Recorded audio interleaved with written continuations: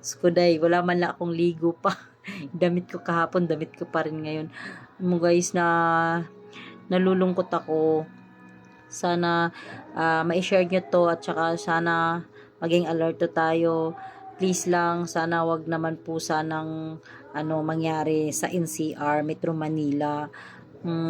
Sana ipagpaliban muna nila. Alam mo yon, bigyan nila ng uh, deadline or bigyan nila ng pagkakataon na wag naman muna sanang magpapasok ng mga estudyante sa mga school, kasi yung school kasi ng Metro Manila or buong NCR puro building. Katulad sa akin, yung anak ko, ang building nila third floor, elementary third floor, grade 5 third floor, ay grade 4 third floor, grade 3 third floor, high school ko mga third floor yung building nila sa school. Yun yung nakakatakot kasi di natin alam. Oo, nagpa-drill sila, nagpa-drill nga sila, pero hindi naman ganun kasi pag ganyan ng actual na nangyayari na talaga, medyo kahit nga matanda ka na, nagpapanik ka na. Sana naman alam mo yon yung face to face. Bakas naman sana pwedeng wag na munang magpapasok ng estudyante, no? Nakakatakot kasi talaga yung mga disaster ngayon, like lindol, like sunog, tapos like tsunami.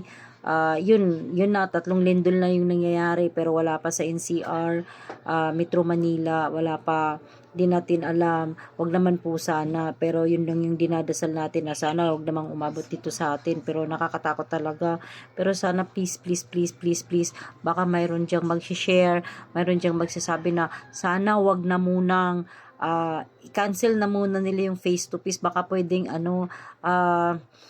sa bahay na muna, baka pwedeng modular na muna yung mga estudyante, wag na munang papasukin sa mga sa mga school kasi nakakatakot yung building, nakakatakot yung taas, hindi mo kasama yung anak mo, hindi mo kasama silang lahat, tapos biglang naglindol, ikaw mag-isang niligtas mo yung sarili mo, tapos yung mga bata nandun sa tuktok ng third floor, hindi natin nakabisado, hindi natin talaga alam kung anong gagawin, paano na lang yung mangyayari.